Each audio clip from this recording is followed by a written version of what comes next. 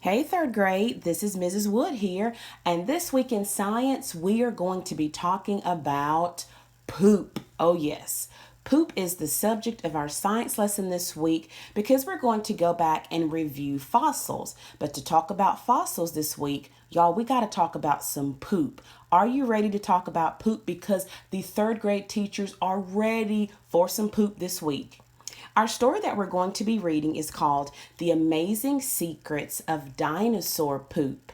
By now, you've already pulled up your Storyworks account. Many of you may be seeing this and using this resource for the first time. Some of you have already been using Storyworks in your classes, but they just are these amazing articles that are things that kids like to read about, and they're really cool.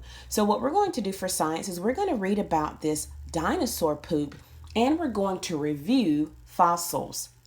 What I want you to do is, as we're reading, I want you to look at all of the nonfiction text features. So far, I've already said the title a few times. We know that the title of a nonfiction text will tell us what we're going to be reading about.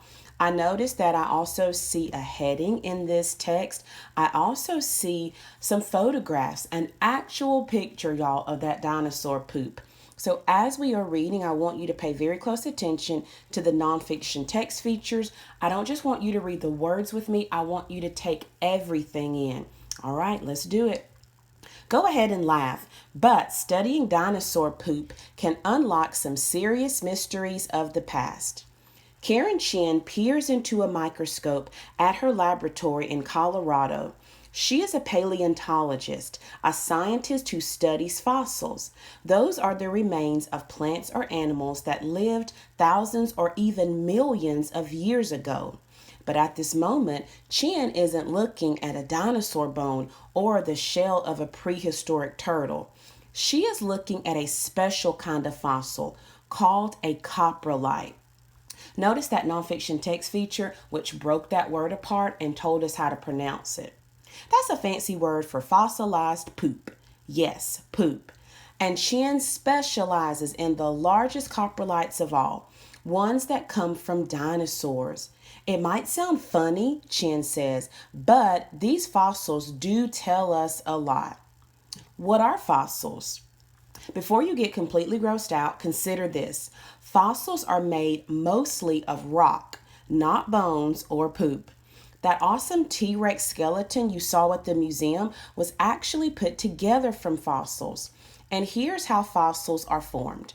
After that poor T-Rex died, its skin, flesh, and other soft parts rotted away, leaving just its bones. Left out in the sun, air, and wind, the bones would have slowly decayed too, but they were somehow buried under mud or sand.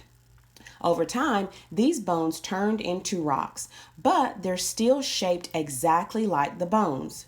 Much of what we know today about the prehistoric world is thanks to fossils and scientists like Chen who study them. How does she know whether a coprolite came from a dinosaur? For one, she looks at its size. The fossils Chen studies are sometimes the size of basketballs, which would take a dinosaur to produce. Another clue is the age of the rock where it was discovered.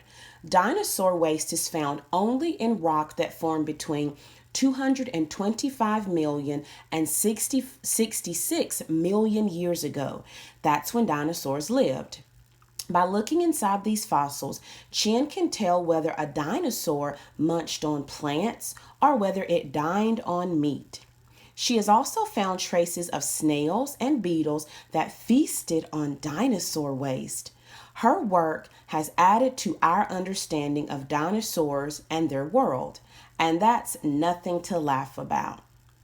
Now, you can go back, guys, and read this story as many times as you need to, or rewind it and listen to me read it as many times as you need. Once you are ready, then you can go ahead and start on the quiz that your teacher will assign to you.